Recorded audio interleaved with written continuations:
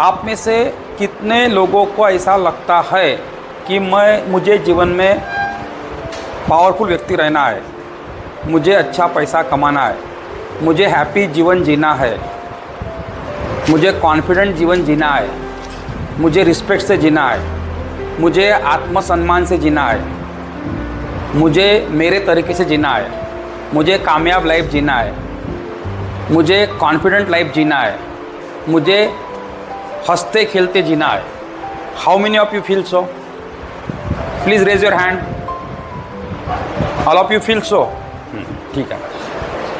If you want to change your lifestyle, if you want powerful lifestyle, confident lifestyle, respectful lifestyle, status positional lifestyle, तर तुम्हाला personality डेव्हलपमेंटच्या पार्टमध्ये you have to learn all this thing.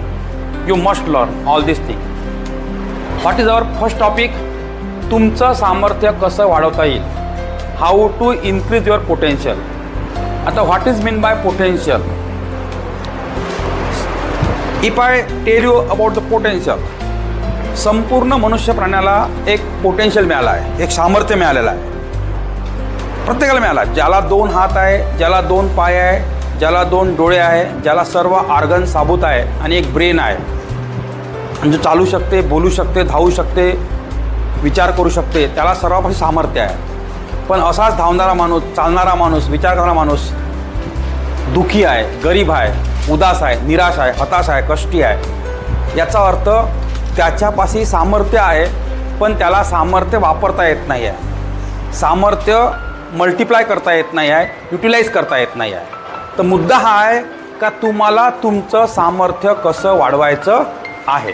तुमचं सामर्थ्य वाढलं तर आत्मविश्वास वाढते, आत्मविश्वास वाढला तर ताकद वाढते, ताकद वाढली तर आनंद वाढते.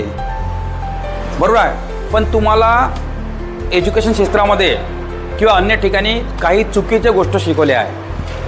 तुम्हाला शिकवलं आहे की समस्या हे दुःखाचं कारण आहे, आणि पावलोपावली काय आहे? समस्या आहे. समस्या हे दुःखाचं कारण नाही आहे, समस्या हे आनंदाचं कारण आहे. समस्येमुळे आनंद तयार होते, समस्या हे दुःख तयार करते. हे तुम्हाला सर्वात चुकीचं शिकवलं गेलं आहे. आता मला सांगा, मी चपराशी आहो समजा, तर मला कामं कोणते कोणते आहे? साफसफाई करणे, झाडणे आणि पाणी भरणे समजा. पण माझा रिस्पेक्ट का राहील? चपराशा लेवलचा राहील. पण जर मी टीचर बनलो तर माझं काम वाढलं. मला 5-6 पिरियड घ्यावं लागेल, मुलांची काउन्सिलिंग करावं लागेल, अभ्यास करून शिकवावं लागेल, टॉपिक तयार करावं लागेल. कामं वाढले. पण कामं वाढल्यासोबत काय वाढला? रिस्पेक्ट वाढला, आदर वाढला, पेमेंट वाढला, पोटेन्शियल वाढलं, सन्मान वाढला.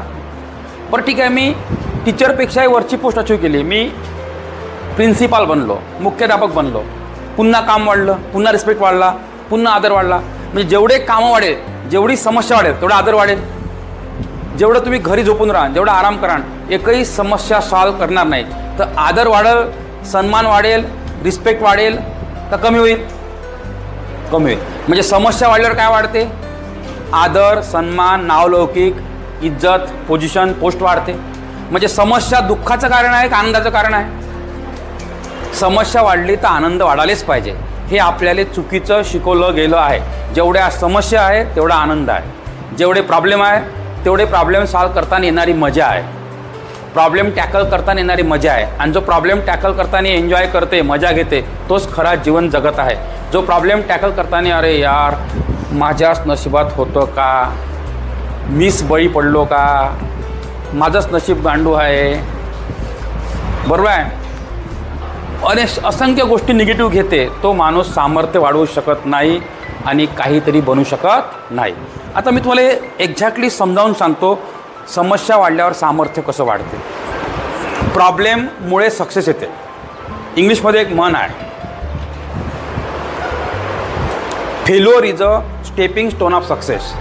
याचा अर्थ होते अपयश यशाची पहिली पायरी आहे. जेवढे अपयश भेटते तेवढे यश भेटते, जेवढे अपयश कमी तेवढे यश कमी.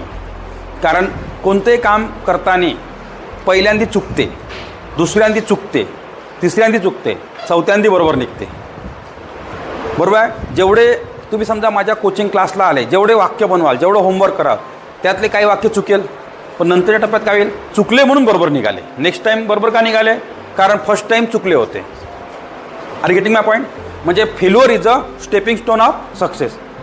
म्हणून इंग्रजीमध्ये दुसरी म्हण आहे, try and fail but don't fail to try. प्रयत्न करून फेल व्हा, पण प्रयत्न करायला फेल होऊ नका, प्रयत्न अवश्य करा. आता सामर्थ्य कसं वाढते मी समजावून सांगतो. पहा, मी तुम्हाला एक एक्झाम्पल देतो एका व्यक्तीचं. एक वेळेस काय झालं, मी एका सायकलच्या दुकानामध्ये गेलो, पण ते सायकलचं दुकान तुटकं फुटकं होतं. त्या सायकलच्या दुकानामध्ये पडदे लागलेले होते आणि त्या दुकानामध्ये मी सायकल पंक्चर करायला ठेवली किंवा गाडी पंक्चर करायला ठेवली. त्याच्या बाजूलाच एक बत्राचं दुकान होतं. ते दुकान मस्त टायर, स्पेअर पार्ट, नवीन नवीन सायकली, जुन्या सायकली, टू व्हीलर होत्या. डेकोरेट केलेलं दुकान होतं, मस्त कस्टमर होते. याच्या दुकानात कस्टमर कमी होते.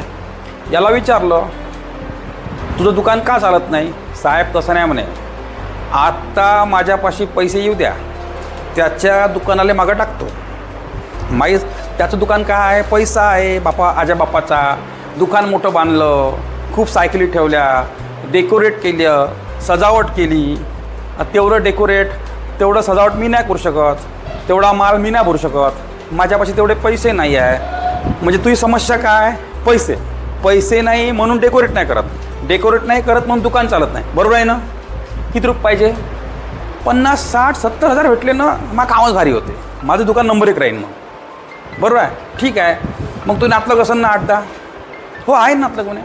तुला तर गॅरंटी आहे ना का 50-60 हजार भेटल्यावर दुकान नंबर 1 वर येईल म्हणून?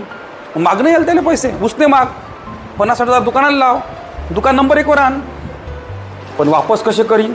ठीक आहे, तुमचं बरोबर आहे, मी 50-60 हजार उसने मागतो, वापस कसं? अरे तुला माहिती आहे ना का दुकानामध्ये माल भरल्यावर, गुड्स ॲड केल्यावर, वस्तू ॲड केल्यावर दुकान चालते म्हणून. बरं ठीक आहे, लोन काढ बँकेतून, बँक लोन द्यायला तयार आहे, वापस कसे करीन?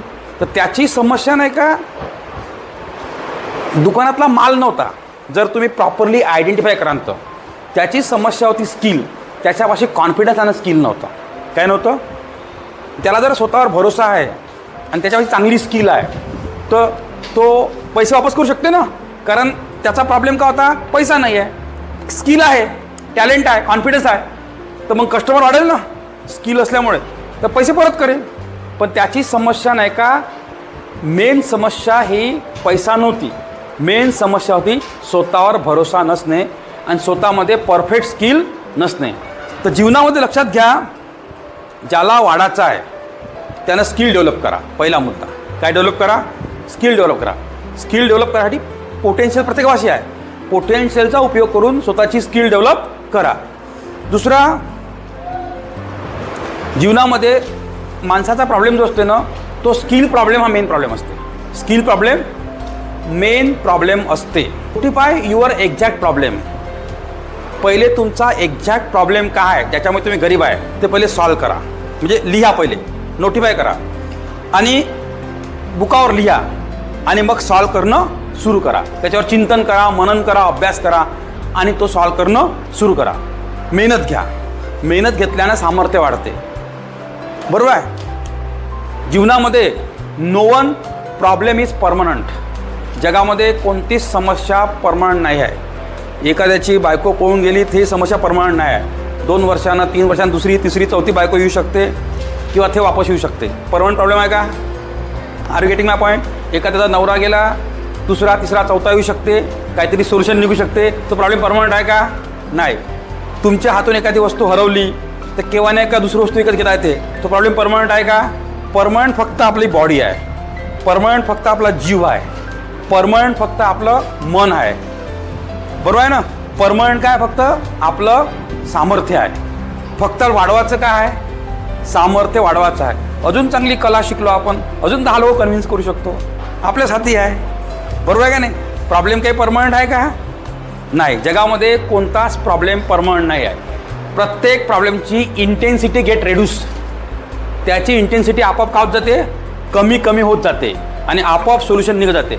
फक्त तुम्हाला करायचं काय? तुम्हाला तुमचं सामर्थ्य वाढवायचं आहे. लक्षात घ्या मित्रांनो, no one problem is permanent, म्हणून घाबरायचं नाही. Intensity get reduce. इंग्लिश बी येत नसन, खूप कमजोर पोरगा माझ्या क्लासला आला असेल, त्यानं घाबरायचं नाही. ते प्रॉब्लेम हळूहळू सॉल्व होत जाते. फक्त तुम्हाला रेग्युलर राहायचं आहे आणि आपलं पोटेन्शियल डेव्हलप करायचं आहे, इन्क्रीज करायचं आहे. दुसरा मुद्दा, जगातला प्रत्येक प्रॉब्लेम हा टेम्पररी आहे. जगातल्या प्रत्येक प्रॉब्लेमवर सोल्युशन आहे. फक्त आपला जीव जिवंत असला पाहिजे. सर्वात मेन फक्त एकच आहे, आपली बॉडी आणि आपलं कॉन्फिडन्स. बाकी काहीच जगामध्ये इम्पॉर्टंट नाही आहे. सर सलामत तो पगडी 50.